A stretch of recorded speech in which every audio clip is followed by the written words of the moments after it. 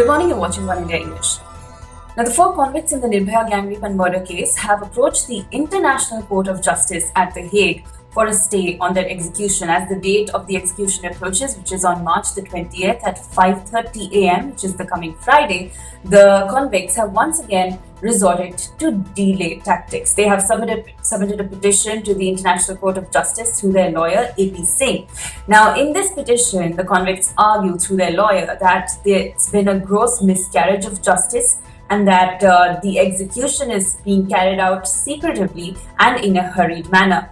Now remember, this execution was first scheduled for the first death warrant was given on January the 7th, which was the execution was then supposed to take place on 22nd January, which was then postponed to the 1st of February. Then once again, a fresh death warrant was issued on for March the 3rd execution, which was once again postponed to March the 20th now. And to put a stay on this, the 3 out of the 4 convicts, in fact, have approached the top international court. Now, does the ICJ have a jurisdiction over these matters? Reports quoting experts say that the ICJ does not. The ICJ is a body that sorts disputes between states and nations, and it has no jurisdiction over private entities or NGOs or individuals for that matter.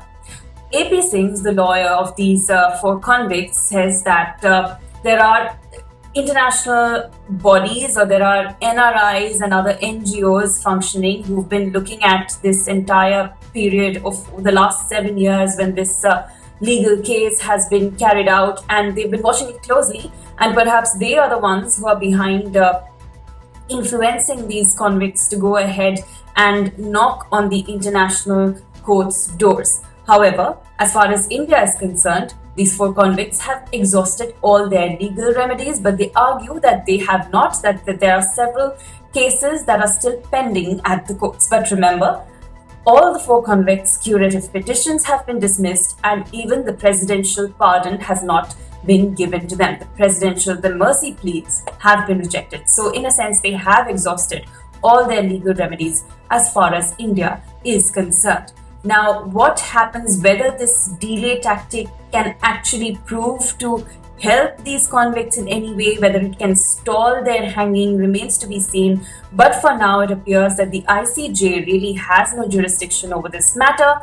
So all eyes on whether or not the March 20th execution really takes place. However, we must add here that the parents of the victim, Nirbhaya, her mother, Asha Devi, and her father, they've been waiting for this conclusion to this over 7 year long trial when their daughter, remember, was gang raped and murdered brutally on the streets of Delhi back in December 2012.